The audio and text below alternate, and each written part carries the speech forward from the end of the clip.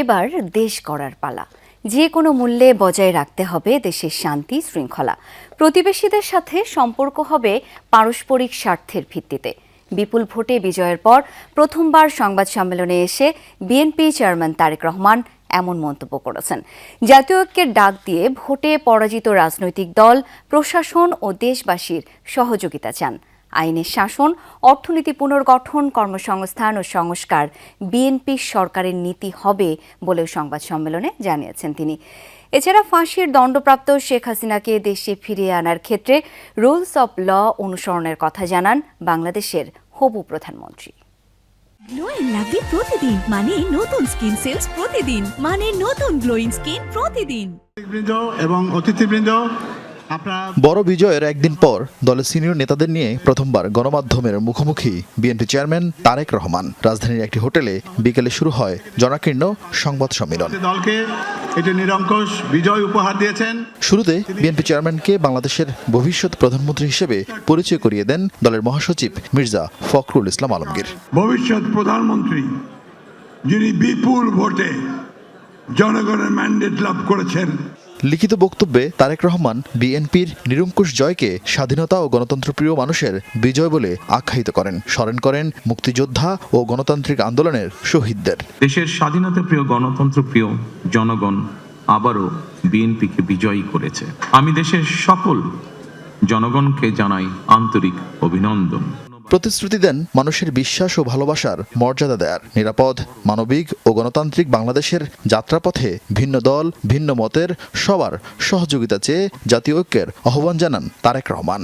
যে কোনো মূল্যে অবশ্যই শান্তি এবং শৃঙ্খলা বজায় রাখতে হবে। কোনো রকমের অন্যায় কিংবা বিয়ানি কর্মকাণ্ড আমরা বরদাস্ত করব না।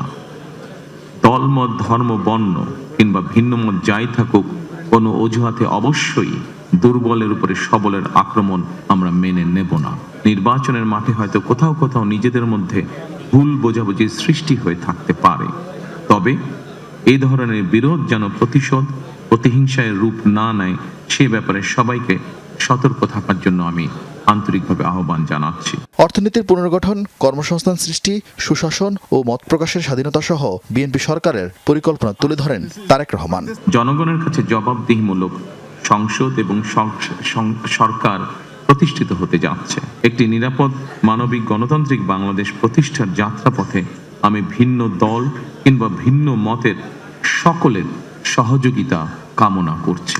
জুলাই সনদে বিএনপির নোট অব ডিসেন্টের কথা স্মরণ করিয়ে দিয়ে তারেক রহমান জানান, ধাপে ধাপে ইশতেহার ও সনদ বাস্তবায়নের কথাও। কয়েকটি বিষয়ে নোট অব ডিসেন্ট দিয়ে বিএনপি জুলাই সনদেও স্বাক্ষর করেছে।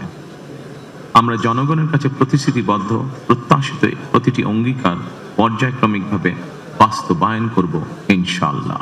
লিখিত বক্তব্যের পর সংবাদ সম্মেলনে বিদেশি সাংবাদিকদের প্রশ্নের উত্তর দেন বিএনপি চেয়ারম্যান। পররাষ্ট্রনীতি, শেখ হাসিনাকে ফেরানো সহ নানা বিষয় জানতে চান ভারত, পাকিস্তান, চীন সহ কয়েকটি দেশের সাংবাদিক।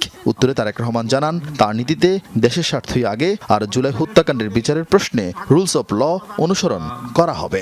By ensuring rule of law, foreign policy which is the interest of Bangladesh and the interest of Bangladeshi people comes first. By protecting the interest of Bangladesh and the people of Bangladesh, we will decide our foreign policy. 2/3 আসন জেতার পেছনে কার ছবি ছিল কিনা এমন প্রশ্নেরও জবাব দেন BNP chairman. জনগণকে convince করাটাই হচ্ছে আমাদের ইঞ্জিনিয়ারিং। আমাদের যে ইঞ্জিনিয়ারিংটা ছিল সেটা হচ্ছে জনগণকে আমাদের পক্ষে নিয়ে আসা, সেটাতে আলহামদুলিল্লাহ আমরা সফল হয়েছি। প্রয়াত প্রেসিডেন্ট জিয়া রহমানের প্রতিষ্ঠিত স্যার কার্যকরের উদ্যোগ নেওয়ার কথাও জানান তারেক রহমান। সংবাদ সম্মেলন শেষে হাত উঁচিয়ে বিজয়ের উদযাপন করেন বিএনপি চেয়ারম্যান সহ দলের সিনিয়র নেতারা। আরিফিন শাকিল, যমুনা নিউজ, ঢাকা।